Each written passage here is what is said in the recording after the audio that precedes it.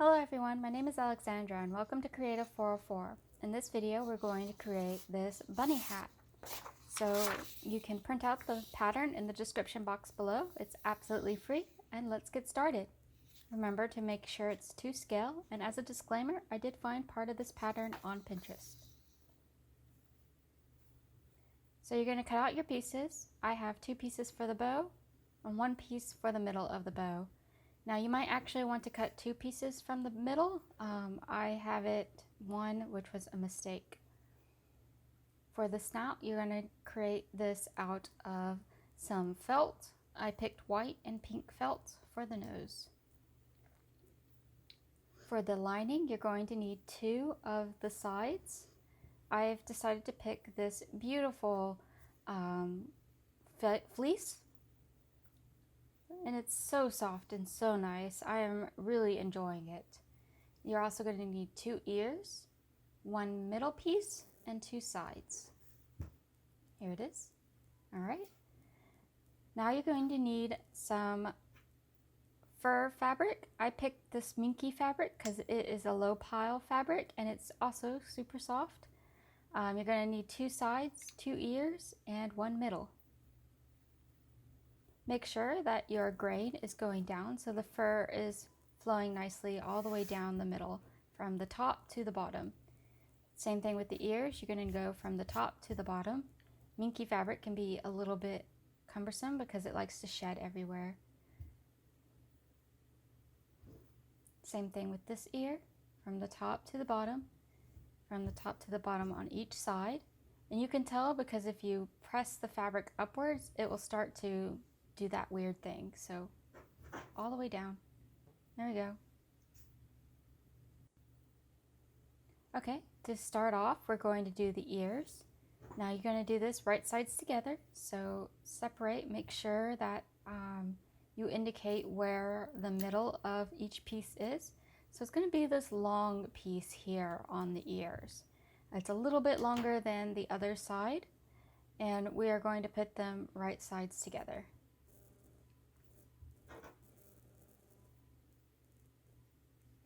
All right, off camera, I'm going to sew these together. I'm going to sew from here all the way down to the tip of the ear and then back up. I'm going to do this for both ears, and I'll be right back. All right, now that I've sewn the ears, I'm going to clip the tips. This will make it so that they have a nice pointy tip to the bottom of the ear. It just makes it really nice. I'm also going to create clips around the curves. This is also a nice way to make the ear lie flat.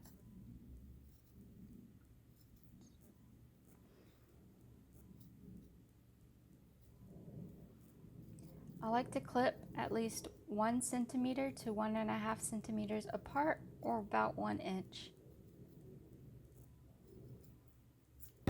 All right, I'm going to turn these inside out off camera, but here's one that I've already done. I've also ironed it flat so it's nice and pressed, and as you can see, you have a nice flat ear. All right, now I'm pinning them together. I'm using the side with the ear about 1 inch from the top, so 1 inch from the front of the cap. I've marked a little piece here, and then I have pinned the ear and the middle piece together. So here it is sewn together. So this is the side, this is the middle piece, and then the ear is right here. As you can see, the ear, the pink side is lying to the flat of the side, if that makes sense. Just look at the image, it's just like that. And I'm going to clip the ear so the curves are nice and simple. They'll lie flat when it's on the head of your doll.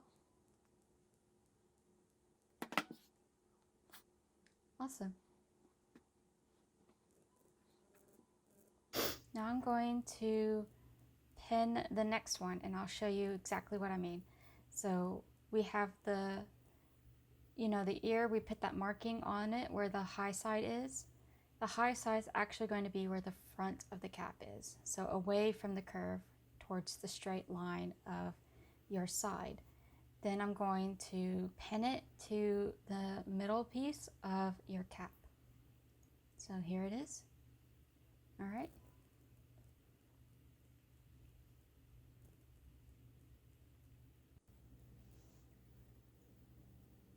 Off camera, I have sewn this together. And you can see the ears lie where the pink is lying flat against the side. So you have the white on the outside, so you're not seeing the pink, the inner ear. Now I'm going to do the snout and the nose. First, I'm going to do the bottom curve of the nose onto the snout, right here.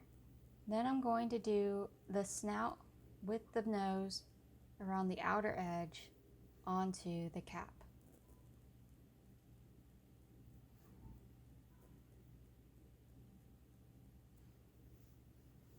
All right, I'm going to do this off camera. And here it is, all together.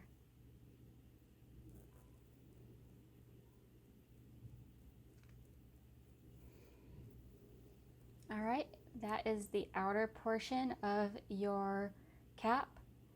I am also going to do the inner portion very similar to this, except I'm going to leave a little hole towards the middle of the side piece. And I'll show you in a second what I mean. So here's the front. Now here is the inner lining. You're doing the same thing except without ears. And here's the little hole for turning. I actually made this hole a little too small. You're probably going to want more like 2 to 3 inches for your hole for the turning. I put just 1 inch and it was way too small for all that fabric. So with right sides together, I'm going to sew this together. I'm also going to fold the ears, roll them up, and make sure that they're inside the cap and outside of my seam allowance so they don't get accidentally sewn into the fabric where I don't want them to be.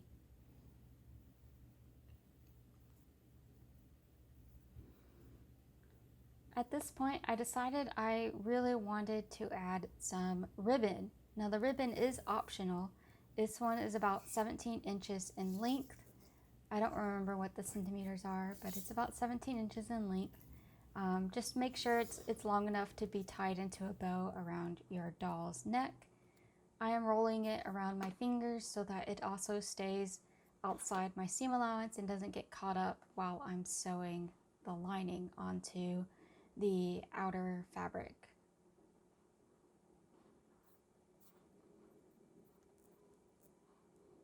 I also make sure that the shiny part is lying against the fur of the fabric. That way when it comes out, you have the shiny part on the outer side of the doll. It's a bit difficult to explain, but I can show you when it's done.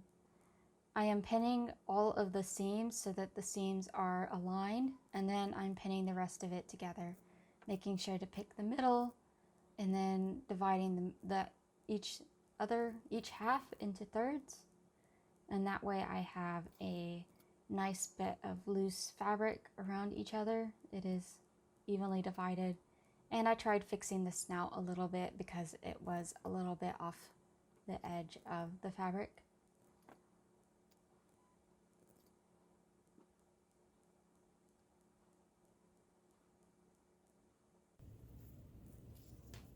And I turned it inside out off camera, or right side out, and now I'm just kind of pressing some of those seams.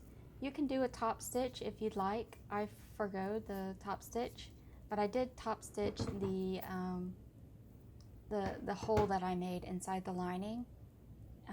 Maybe going back and doing a slip stitch would have been better, but I was just looking for something that was fast and easy. And it's inside the cap, so you hardly ever see it.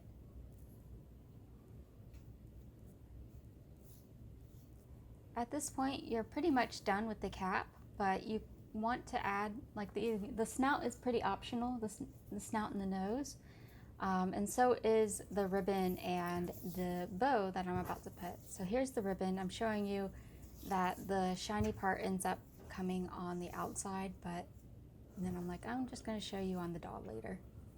So here's the ribbon, or the bow actually, and I just went ahead and sewn and turned that very similar to the lining, leaving a little hole on the bottom for turning.